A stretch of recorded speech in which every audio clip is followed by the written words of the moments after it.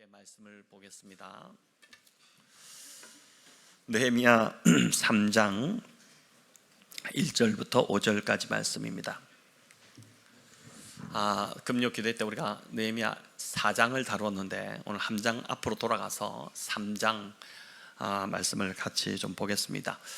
1절입니다. 그때에 대제사장 엘리야십이 그의 형제 제사장과 함께 일어나 양문을 건축하여 성별하고 문짝을 달고 또 성벽을 건축하여 함메아 망대에서부터 하나넬 망대까지 성별하였고,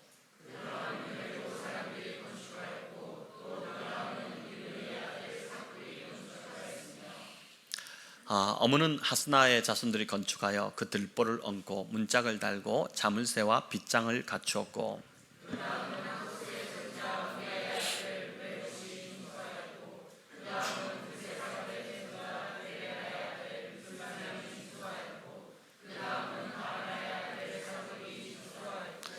함께 읽을까요?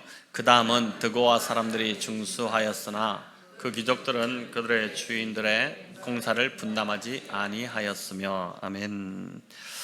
네, 오늘 해같이 빛나는 성김 이 제목으로 느헤미야 상장 이 성벽, 무너진 성벽 재건하는 이야기인데, 이 본문 속에 담긴 하나님의 은혜를 우리 각자 또 받고 누리는 시간 되기를 원합니다.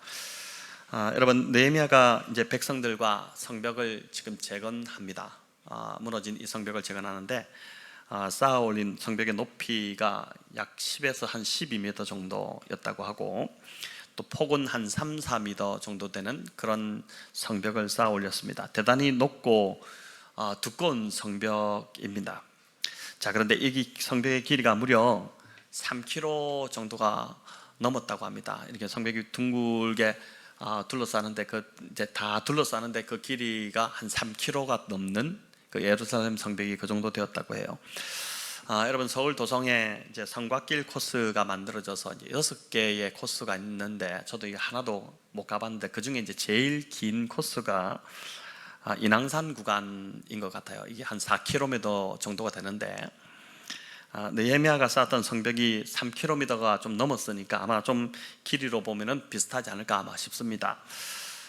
성벽 재건 공사가 이제 이루어지는데, 이 굉장히 조직적으로 짜임새 있게 이 공사가 이제 이루어지는 것을 우리 3장을 통해서 보게 됩니다. 크게는 10개의 문과 42개의 구역으로 이렇게 나누어서 진행이 되었습니다.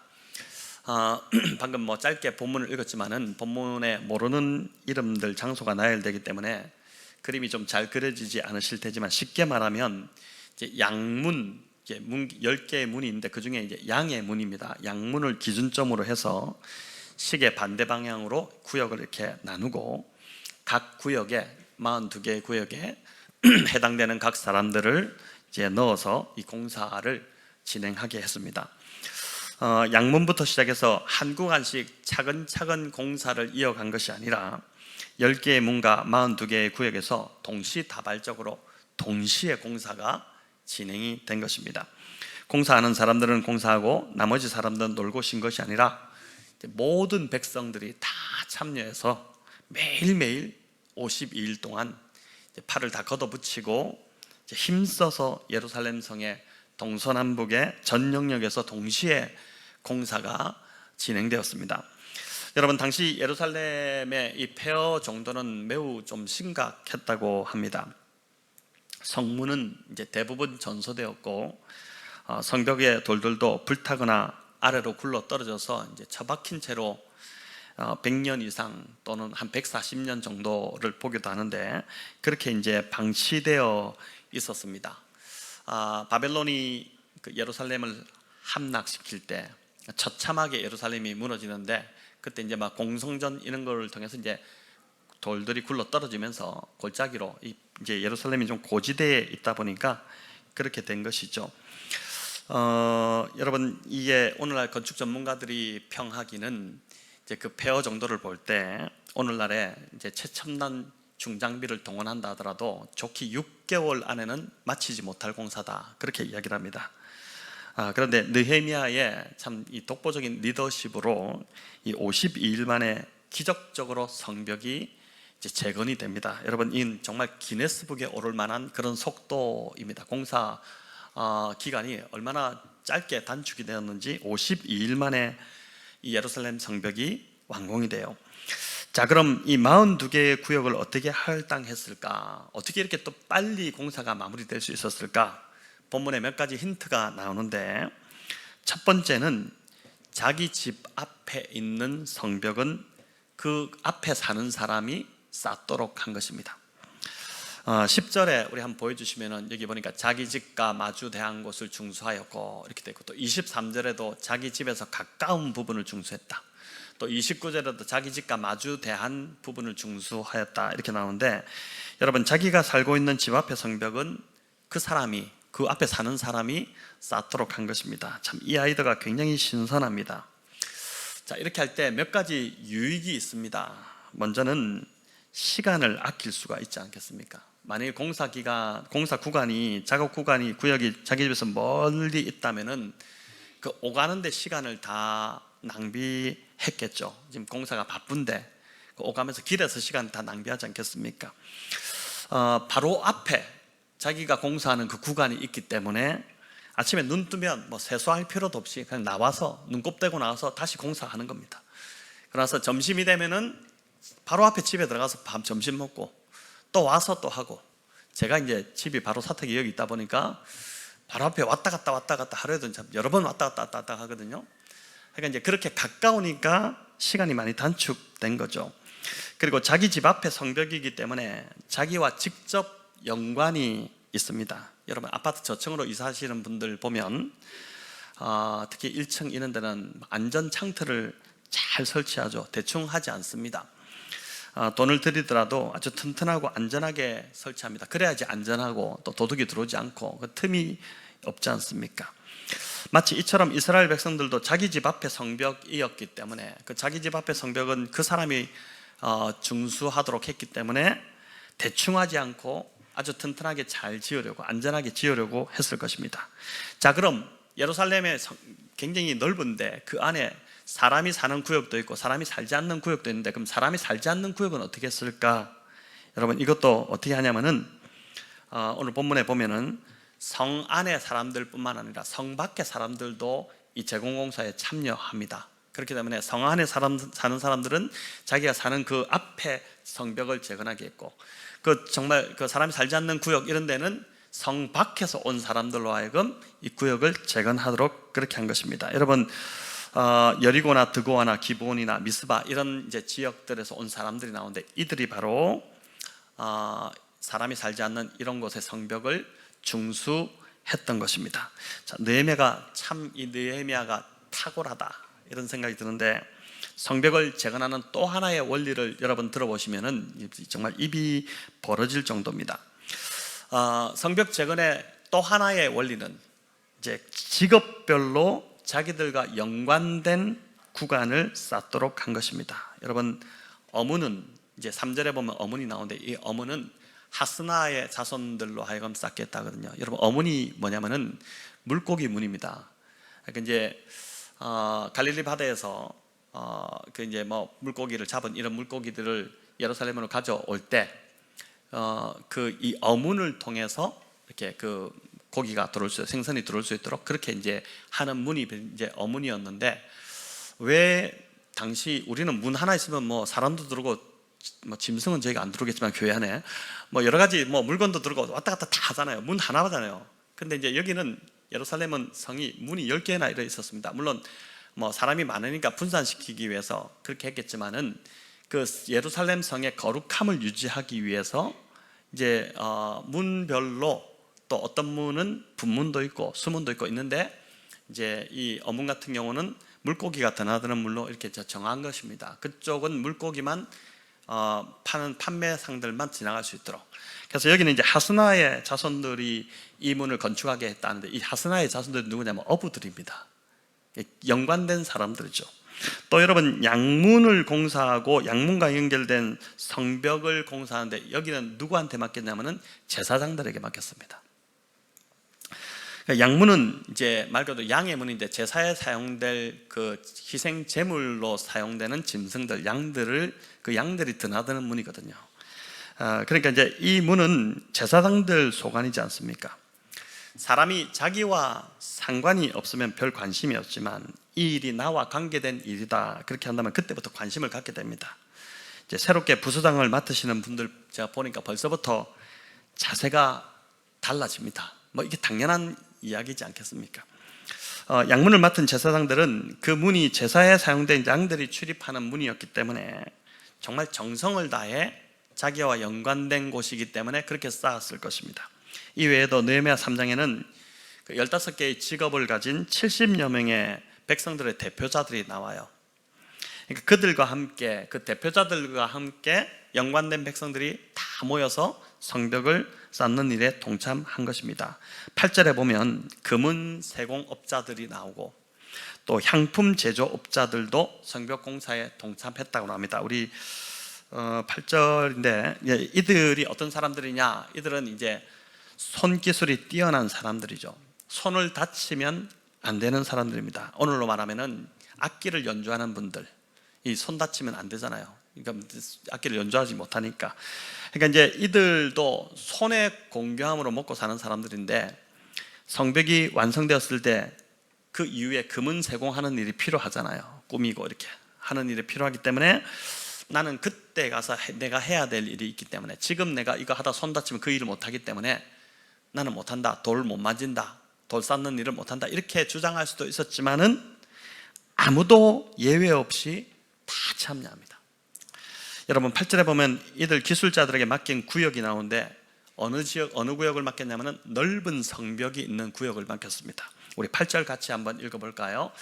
그 다음은 금장색 하레아와의 아들 우시엘 등이 중수하였고 그 다음은 향품 장사 하나냐 등이 중수하되 그들이 예루살렘의 넓은 성벽까지 하였고, 자 여기 넓은 성벽까지 이들이 했다는데 고고학적 자료에 하면은 여기 이 넓은 성벽은 다른 성벽과 달리 여기 두께가 한 6.7m 정도가 됐답니다. 되게 넓은 성벽이에요.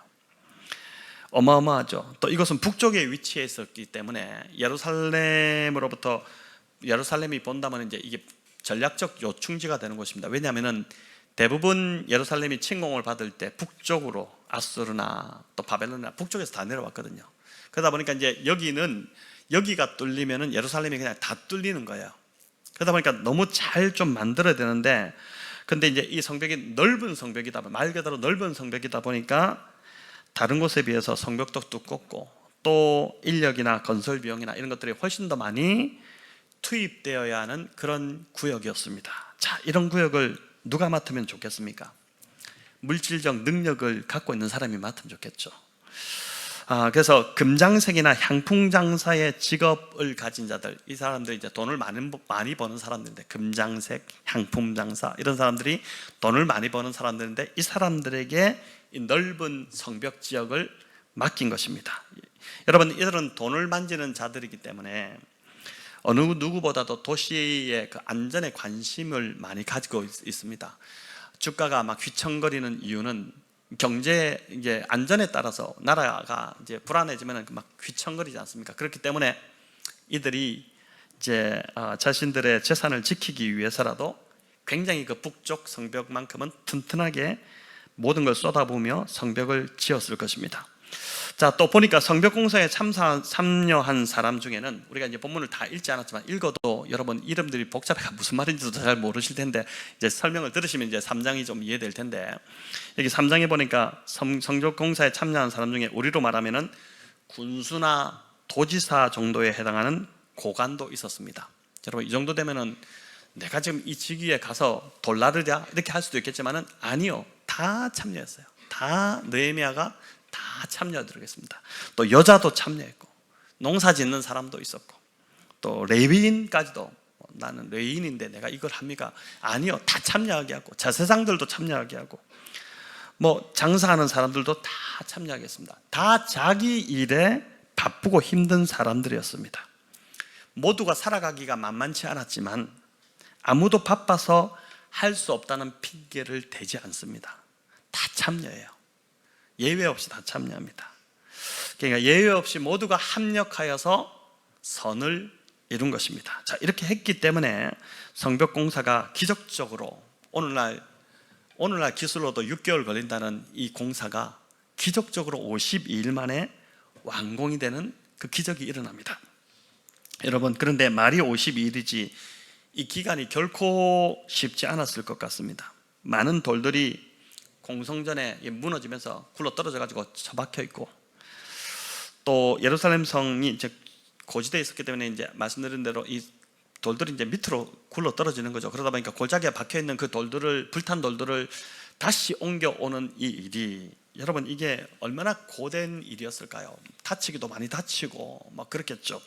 또 나무를 깎고 대패질과 못질을 하고 벽돌을 나르고 또 그걸 쌓고, 이런 일들은 온몸에 먼지를 다 뒤집어 쓰는 그런 힘겨운 노동이었습니다. 저희도 리모델링하고 확장하고 이렇게 할 때 한 달 이렇게 하면은 제가 한 달 내도록 먼지를 뒤집어 쓰고 마스크를 쓰고 다녀야 되고, 먼지가 한번 푹 있으니까 그런 일을 했죠.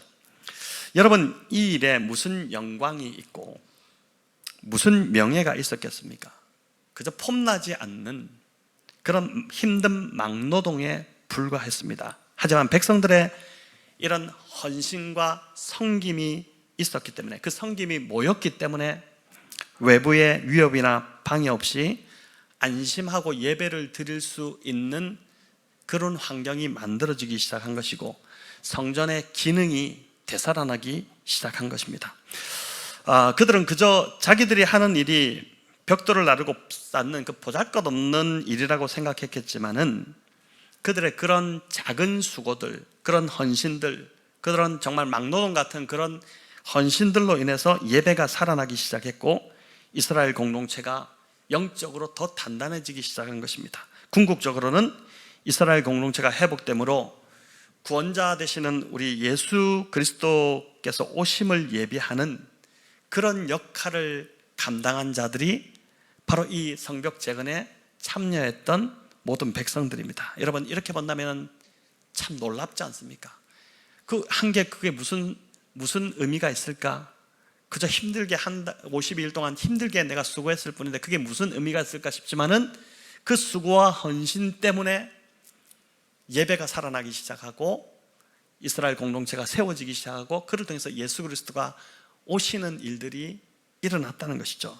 여러분, 오늘날 저와 여러분이 하는 사역도 마찬가지라는 것을 아시면 좋겠습니다. 우리는 자신이 섬기는 사역의 가치와 중요성을 과소평가할 수도 있을 것입니다. 주일에 밥을 하는 섬김도 있고, 또 아침 일찍 와서 콩나물을 막 씻는 섬김도 있고, 방송실에서도 봉사하고, 또 아기를 봐주는 그런 섬김도 있고, 또 성도님들을 차로 모셔오는 그 운행의 섬김도 있습니다. 그냥 교회에서 밥하는 일이라고 생각할 수 있지만, 여러분, 그 밥이 사실은 보통 밥이 아닙니다. 또 잠시 운전하는 것이라고 생각할 수 있지만, 그 운전이 보통 운전이 아닌 것입니다. 여러분, 그 섬김 덕에 예배의 자리에 어떤 성도님들은 편하게 나오실 수 있고, 편하게 왔기 때문에, 힘들게 예배를 막 버스 타고 기다리고 이렇게 왔다면 예배 드릴 때 얼마나 힘들겠어요. 근데 편하게 오셨기 때문에 예배를 더 잘 집중해서 드릴 수 있는 것입니다. 아이를 봐주는 그 덕분에 목장 모임이나 양육 과정에서 젊은 부부들이 말씀에 더 집중할 수 있는 것입니다. 또 매주 맛있게 만들어주시는 이 밥 섬김 덕분에 여러분, 우리 목장 모임이 얼마나 밝아졌는지 모릅니다. 또 매주 교회가 얼마나 참 행복한지 모릅니다. 지금 별로 행복한 표정이 아닌 걸로 앉아 계시지만, 밥이 얼마나 좋습니까? 우리 나가서 맛있는 밥 냄새가 나고 벌써부터 배고프시죠? 오늘 밥이 없습니다. 죄송합니다. 오늘 마지막 주일이라 밥이 없는데. 네, 또 교회 청소도 마찬가지입니다. 여러분 보니까 어제 한 성도님이 진공 청소기를 분해해가지고 먼지를 일일이 다 제거하고 막 덕지덕지 잘 지워지도 않는데 때가 껴있는 그걸 꼼꼼히 닦고 하는데, 기쁨으로 그걸 하고 계신 그 모습을 보니까 제가 참 얼마나 감사했는지 모릅니다. 여러분, 그런 귀한 섬김이 있기에 우리가 더 예배에 집중하고 은혜로운 예배를 드릴 수 있는 것입니다. 우리는 우리의 섬김이 작은 일이다라고 생각할 수 있고, 또 하나님 나라에 이게 뭐가 기여가 될까 이렇게 생각할 수 있겠지만, 그 섬김이야말로 교회의 역사를 쓰고 있는 섬김이고 하나님 나라의 역사를 쓰는 섬김입니다. 여러분, 나중에 우리가 천국 가서요, 지금 여러분 잘 모르시겠지만 천국 가서 거기 가면은 내가 했던 사역과 그동안 내가 섬겼던 것들 다 그걸 진짜 보게 될 거예요. 근데 그렇게 보시면은 내가 생각하는 것보다 훨씬 중요한 사역이었구나, 그거를 여러분 깨닫게 될 거예요. 결코 여러분의 지금 섬김이 작지 않다는 것을 말씀드리고 싶습니다. 오늘 카페 이제 초등부 아이들 지금 예배 드리고 있지만은 달란트 잔치가 열리잖아요. 아침에 우리 초등부 봉사자들 자녀 몇 명이 와서 먼저 보더니 막 입이 떡 벌어져가지고 소리가 막 기쁨의 탄성이 나오는 걸 봤습니다. 오늘 아이들, 우리 초등부 아이들 오늘 가장 행복한 날이 되지 않을까 싶습니다. 어제 늦은 저녁까지 이를 위해서 우리 선생님들, 초등부 교사들이 정말 남아가지고 하나하나 벽에 붙이는 것 하나까지도 고민하고 고심하고 위치를 맞추고 막 이렇게 하는 걸 보면서 야, 참 이런 성김과 수고가 있기 때문에 우리 아이들이 이런 기쁨을 맛보겠구나, 이런 생각을 좀 하게 되었습니다. 청소년부도 이제 어제 선생님들이 모여서 내년 준비로 머리를 참 맞대고 열심히 의논하는 그 모습을 제가 보았는데, 교사들 중에는 젊은 부부들 아이들 때문에 쉽지 않은데도 어제 하루 종일 또 이제 시간을 내서 헌신하는 그런 모습을 보았습니다. 여러분, 그런 헌신으로 교회가 세워지고 하나님 나라가 확장된다고 믿습니다. 유치부를 말하지 않을 수 없어가지고 또 빠뜨리면 안 되니까 여러분, 이 유치부 교사 선생님들도 매주 정말 헌신적으로 섬겨주십니다. 여러분, 이런 헌신이 결코 적지 않아요. 이런 헌신이 있기 때문에 우리 아이들 중에 누군가는 그 누군가의 운명이 영원히 변화될 수 있다는 것, 여러분 그걸 기억하셔야 합니다. 자, 느헤미야 이 3장에서 특별히 주목해 보아야 할 두 사람이 있습니다.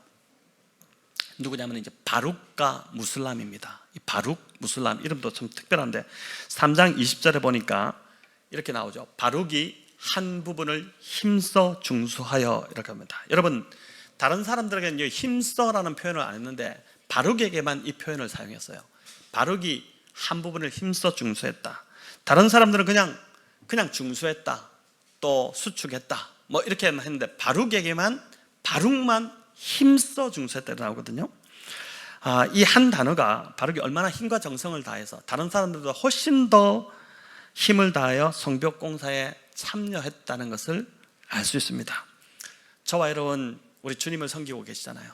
교회를 섬기는데 이왕이면 힘써 주를 섬겼다, 힘써 주의 교회를 섬겼다, 이렇게 교회의 역사와 또 하나님 나라의 역사에 저와 여러분 힘써 섬긴 자들로 기록되기를 바랍니다. 또 무슬람도 참 특별한데 여러분 3장 30절에 우리 같이 한번 읽어볼까요? 그 다음은 베레가의 아들 무슬람이 자기 방과 마주대한 부분을 중수하였고, 자, 여기 참 특별한 게 자기 방과 마주대한 부분 중수했다. 무슬람은 다른 사람들은 다 보면은 다 자기 집과 마주대한 부분을 중수했다 이렇게 나와요. 집과 마주에 대한 부분. 근데 무슬람만 방과 마주됐다 이렇게 나와요. 왜 이렇게 이 사람만 방이지? 참 좀 특별한데, 여러분 성경학자들은 이에 대해서 무슬람이 집이 없었을 것으로 그렇게 추정합니다. 우리로 말하면 이런 거죠. 새빵 사는 무슬람도 성벽 공사에 참여했더라, 이런 겁니다. 이 무슬람이 자신의 형편이 좋지 않았지만 그래도 성벽 공사에 열심히 참여했다는 것입니다. 여러분, 어떤 사람은 이렇게 생각할 수 있어요. 집도 없이 새빵 사는 사람이 지금 성벽이나 쌓고 있을 때인가? 형편이 좋아지면 그때 하지, 지금은 돈이나 벌지, 뭐 거기 와가지고 지금 그렇게 하나? 형편이 좋아지면 그때 하지, 자기 앞가림도 못하면서 무슨 주의 일을 한다고 하나? 취직이 되고 어느 정도 안정이 되면 또 자녀가 좀 다 크면 그때 섬기면 되지, 여유가 생기면 봉사하면 되지, 뭐 이렇게 말을 합니다. 얼핏 들으면 그 말이 맞는 것 같아요. 또 교회 봉사는 형편이 좋은 사람이나 하는 것이지 내 형편으로 무슨 봉사한다고, 무리야, 이렇게 생각할 수 있습니다. 하지만 그럼에도 여러분 오늘 보니까 무슬람이 어떻게 합니까? 정말 처지가 좋지 않고 형편이 좋지 않은데도 최선을 다해서 주를 섬겼다는 것입니다. 여러분, 우리가 형편이 좀 어렵고 여유가 안 되고 처지가 안 되더라도, 뭘 섬길 수 있는 그런 상황이 안 되더라도 내가 주님을 위해 할 수 있는 일을 열심히 찾아본다면, 하나님 나라에서 또 교회에서 여러분 열심히 찾아본다면 작은 일 하나가 보일 겁니다. 그 작은 일이 아까 전에 결코 작지 않다고 그랬잖아요. 하나님 나라에서 굉장히 하나님이 칭찬하시거든요. 작은 일 하나, 아무것도 아닌 그 작은 일 하나가 눈에 들어올 건데 그 주님이 보여주시는 거예요. 네가 섬겨라, 이렇게 보여주시는 거예요. 어떤 분이 그렇다는 이야기 했잖아요. 교회에 왔는데 어떤 물건이 하나 있는데 그걸 아무도 안 치우고, 그 다음 주에 왔더니 또 안 치우고, 한 달을 왔는데 그걸 치워야 되는데 아무도 안 치우고 있으니까 이분이 화가 나가지고 목사님을 찾아가지고, 아니 저거를 한 달 동안에 아무도 안 치우냐. 그랬더니 목사님 하시는 말씀이, 집사님 눈에 보이는 것은 하나님이 집사님 보고 치우라고 하시는 것인데 그러니 집사님이 치우십시오. 그렇게 했다잖아요. 여러분, 내 눈에 보이는 거, 내가 찾아서 보이는 거, 그거 주님이 네가 섬기라고 하는 거거든요. 그거 하나 섬기는 것, 그 내가 할 수 있다는 겁니다. 내가 할 수 없다, 내 처지가 이러니 할 수 없다는 것은 없다는 것을 이 무슬람이 우리에게 오늘 도전하고 보여주는 것이죠. 여러분, 그렇게 주의 나라와 의를 먼저 구할 때 내 삶에도 하나님께서 주시는 회복이 반드시 일어날 줄로 믿습니다. 반면 이 드고아의 귀족들이 나오는데, 여러분 이 드고아의 귀족들은 성벽 공사에 참여하지 않았습니다.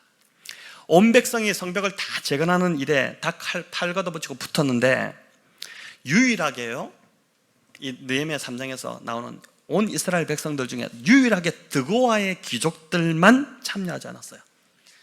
희한하게 삐딱선을 탄 겁니다. 왜 그랬을까요? 두 가지 이유를 생각해 볼 수 있는데, 첫째는 아쉬울 게 별로 없었기 때문입니다. 왜냐하면 자기들은 성벽이 없어도 자기 집을 워낙 튼튼하게 지었고 또 부유했기 때문에, 또 사설 경호원까지 고용할 수 있는 그런 능력을 갖고 있었기 때문에 굳이 그 성벽 공사에 참여하지 않아도 돼요. 성벽이 튼튼하게 지어지든 말든 나는 괜찮으니까. 지극히 이기적인 그런 사람들인 것이죠. 여러분, 또 하나의 이유는 느헤미야의 대적자인 게셈의 영향력 아래 이들이 있었기 때문입니다. 우리 5절을 같이 한번 읽어보겠습니다. 그 다음은 드고아 사람들이 중수하였으나 그 귀족들은 그들의 주인들의 공사를 분담하지 아니하였으며. 자, 여기 드고아가 나오는데, 드고아는 예루살렘 남쪽의 광야지대의 한 도시입니다. 여러분, 이 드고아가 누구의 고향일까요? 선지자 아모스의 고향입니다. 드고아. 근데 이 당시 느헤미야 당시 이 드고아가, 누구가 이 드고아를 좀 영향을 주고 있었냐면은 게셈이라는 사람인데, 이 게셈이 이제 그 3인방이죠. 산발라, 도비아, 게셈. 이 게셈의 영향 아래에 있었거든요. 그러다 보니까 이 귀족들이 당연히 느헤미야에게 협조하지 않았겠죠. 여러분, 그래서 사람은 정말 이 교제권이 중요한데, 누구와 교제하느냐, 누구의 말을 듣느냐에 따라서 인생이 달라집니다. 신앙이 성장할 수도 있고 신앙이 완전히 무너질 수도 있어요. 영적 교제권이 참 그만큼 중요하다는 것입니다. 이들은 잘못된 자들과 교제함으로 결국 다 참여하는데 그들만 혼자 참여하지 않았죠. 다 참여하는데, 그래서 느헤미야가 뭐라냐면, 너희는 예루살렘 성이 지어지면 너희는 거기서 어떤 분깃도 너희는 없을 것이다. 완전히 그 축복에서 제외돼 버리는 그 일들이 일어난 것입니다. 여러분, 예루살렘의 성벽을 재건하는 이 공사도 모든 사람이 참여했듯이 오늘날 교회를 세우는 이 일도 몇몇 사람이 아니라 모든 계층, 남녀노소, 빈부귀천을 막론하고 모두가 마음을 모아야, 힘을 모아야 세워질 수 있습니다. 교회는 목사나 또는 특정한 직분자에 의해서 세워지는 것 아닙니다. 여러분, 하나님 나라는 성도 한 사람 한 사람의 참여가 간절히 필요합니다. 그래야 교회가 건강하게 세워지고 선교와 영혼 구원의 사명을 교회가 감당할 수 있습니다. 정말 주님과 교회를 섬기고자 하는 마음으로 찾아본다면은 여러분, 내가 할 수 있는 일들이 많이 있다는 것을 알게 될 것입니다. 유치부 아이들 코를 닦아주고, 또 아이들이 벗어던진 신발 4층에 가보면, 여러분 주일날 가보면 정말 전쟁터입니다. 신발이. 우리만 4층을 5층처럼 우리가 다 쓰면 모르겠지만은 또 4층 학원들이 주일날에도 있기 때문에 지나가는 사람들 방에 이게 불편을 주게 되거든요. 근데 그걸 좀 정리하는 일들, 또 다 놀고 아이들이 간 다음에 그 장난감 정리하는 일들, 그리고 아이들이 예배드린 자리 여러분 가보시면은 전쟁터 같아요. 파편들이 여러 개 널려 있고, 그것을 매주 지금 정리하여 섬기는 분들이 있습니다. 그냥 깨끗해지지 않아요. 여러분, 그냥 깨끗해지지 않습니다. 먹은 컵 하나도 어떤 분은 그냥 놓고 가시지만은 그걸 다시 다 정리해서 씻고 또 식기건조기에 넣고 이런 일들을 하시는 분들이 있습니다. 근데 하나님께서 볼 때 그런 일은 하나님 앞에서 너무 값지고 귀한 일이라는 것입니다. 여러분, 그 하나하나 작은 일들, 내가 마음만 있고 내가 눈을 열어서 바라본다면 내가 섬길 곳이 있다는 것이죠.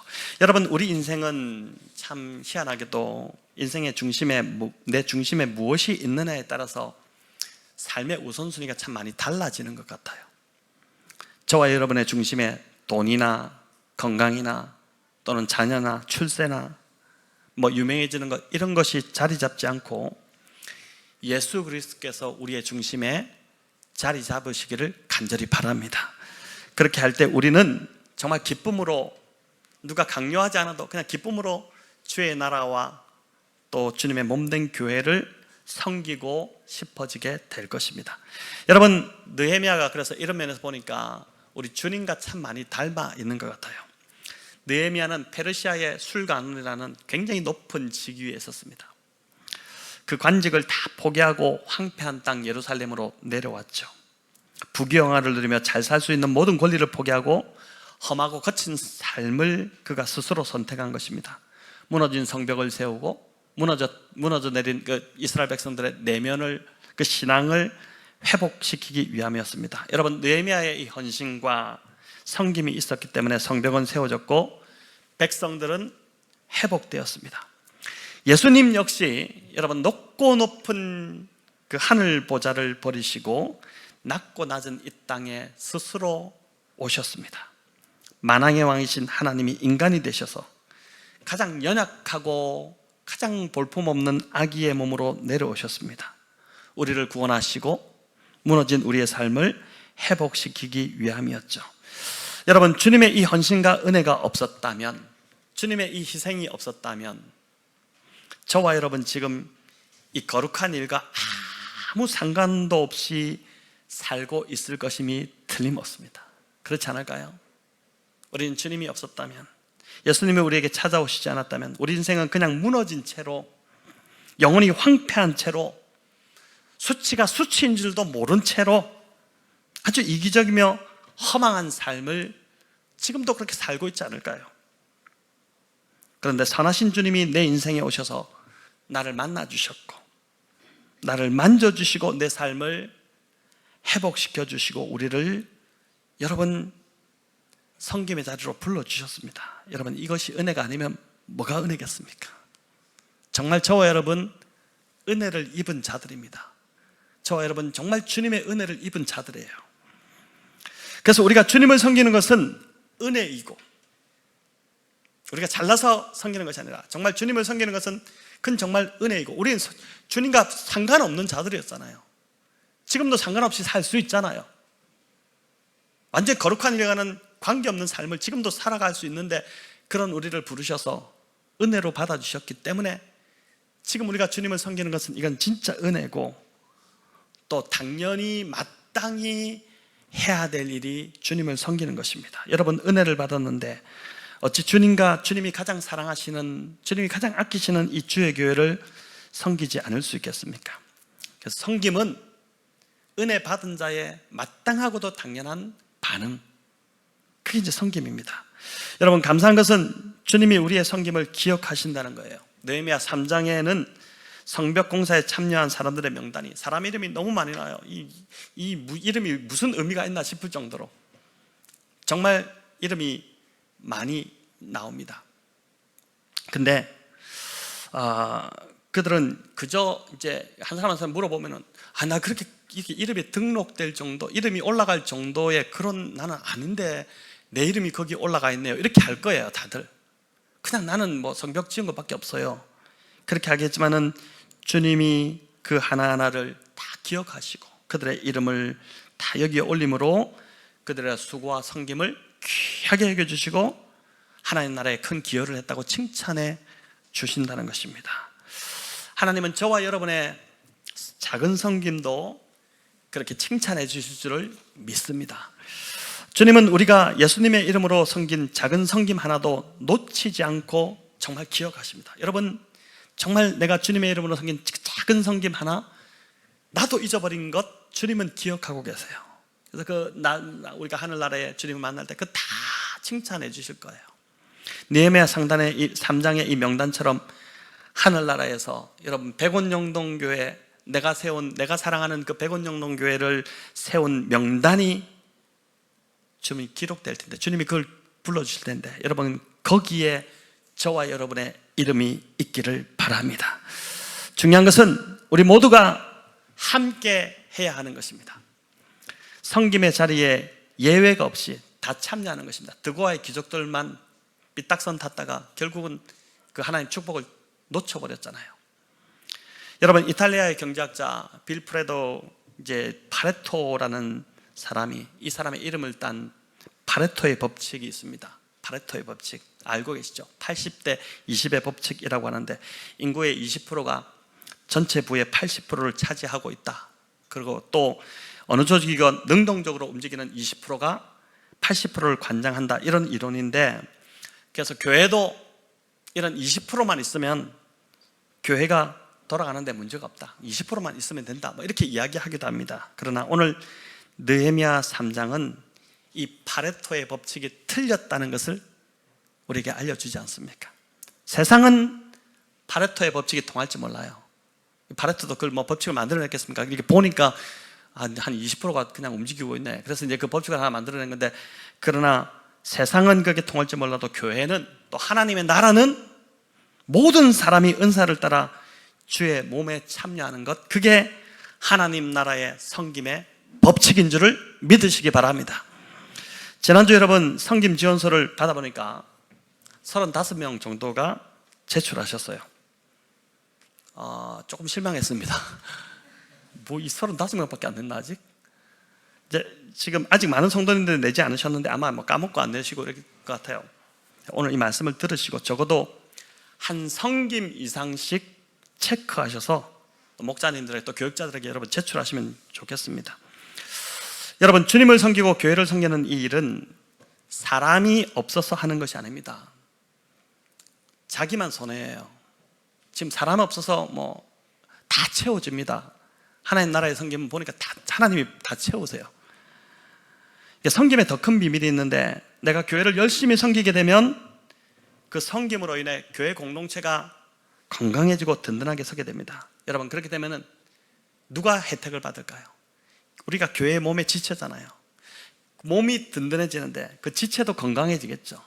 그렇게 되면 결국 우리가 열심히 섬겨서 교회가 든든하고 건강해지면은 그 혜택은 고스란히 그 지체인 내가 받게 됩니다. 여러분, 그리고 무엇보다 이 섬김은 주님을 닮아가는 것입니다. 여러분, 주님의 모습을 닮아가는 것이죠. 예수님은 마태복음 20장 28절에서 이 땅에 오신 목적, 주님의 사명 선언문인데 분명히 밝히시잖아요. 우리 같이 읽어볼까요? 인자가 온 것은 섬김을 받으려 함이 아니라 도리어 섬기려 하고 자기 목숨을 많은 사람의 대속물로 주려 함이니라. 주님 이 땅에 섬기러 오셨는데 죽기까지. 우리는 그 정도로 안 섬기잖아요. 죽을 정도로 섬기시나요? 한계를 정해놓고 딱 이 정도 내가 섬길 수 있을 만큼 섬기는데, 주님은 죽기까지 섬기셨다고 그랬잖아요. 다 주셨잖아요. 그러니까 우리도 이제 섬김을 받는 자가 되면 안 되고, 우리 주님을 따르는 자들이잖아요. 우리 그리스도인이라고 그러죠. 여러분, 그리스도인이 뭡니까? 주님을 따르는 자들이 그리스도인이잖아요. 말로만 그리스도인이라고 하고 삶은 주님을 따르지 않고 있고, 그건 무슨 그리스도인입니까? 그러니까 세상에게 욕을 얻어먹고 있는 것이지 않습니까? 우리가 주님을 따르는 자들이라면 주님이 섬기러 오신 것처럼, 그것도 죽기까지 섬기러 오신 것처럼 우리도 섬기는 자가 되어야 된다는 것이 마땅하다는 것이죠. 주님은 또한 이렇게 말씀하십니다. 나는 섬기는 자로 너희 중에 있노라. 주님이 우리 중에 있는데 대접받는 자로 있는 것이 아니라 섬기는 자로 있다고 말씀하시고, 또 너희 중에 큰 자는 너희를 섬기는 자가 될 것이다. 주님 말씀입니다. 주님 다 하신 말씀이에요. 여러분, 우리 교회도 잘 섬기는 자가 큰 자가 되는 교회가 되기를 원합니다. 그냥 자리만 잡고 있고 그런 것이 아니라 진짜 교회에서 존중받는 자는 누구냐? 섬기는 자, 정말 종처럼 낮아져서 섬기는 자들, 부지런히 섬기는 자들, 그들이 높임받는 교회가 되기를 원합니다. 올 한 해 정말 제가 보니까 저 한 자리에서 묵묵히 또 목자로서 또 교사로서 또 여러 가지 우리 봉사자의 자리에서 정말 우리 성도님들 열심히 섬기셨습니다. 그렇기 때문에 이제 교회가 성장을 한 것입니다. 여러분, 그 귀한 섬김을, 크고 작은 섬김들을 우리 주님이 다 기쁘게 받으셨음을, 또 그리고 칭찬해 주심을 믿습니다. 제가 이제 금요일날 느헤미야 4장을 했는데 왜 갑자기 3장으로 되돌아왔는지 이제 이해가 되시죠? 오늘 제가 뭘 말하려는지 이제 아실 텐데, 여러분, 올 한 해 혹시 잘 못 섬겼을지라도 내년에는 섬김의 자리에 조그만 거 하나라도요, 그걸 귀하게 보신다니까요. 주님이 아무것도 안 하지 마시고 1인 1사역은 반드시, 그게 우리를 위한, 나를 위해 유익하다니까요. 교회에 무슨 어떻게 하자고 제가 하고자 하는 거 아닙니다. 이게 성경의 원리입니다. 그래서 작은 일 하나라도 내가 내년에 이것을 충성되이 섬겨보겠다. 1달란트 받은 자, 3달란트, 5달란트 묻어두지 마시고 그 달란트를 최선을 다해서 주님 앞에 섬김으로 또 내년의 말에 여러분 귀한 열매를 남기시면 좋겠습니다. 오늘 찬양 부르고 싶은 게 천국에서 해같이 빛나리, 이 찬양인데, 여러분, 이 가사처럼 바라기는 저와 여러분의 섬김이 하늘에서 해와 같이 빛나기를, 하나님이 기뻐하시고 교회가 든든히 세워지는 섬김이 되시기를 우리 주님의 이름으로 축원합니다.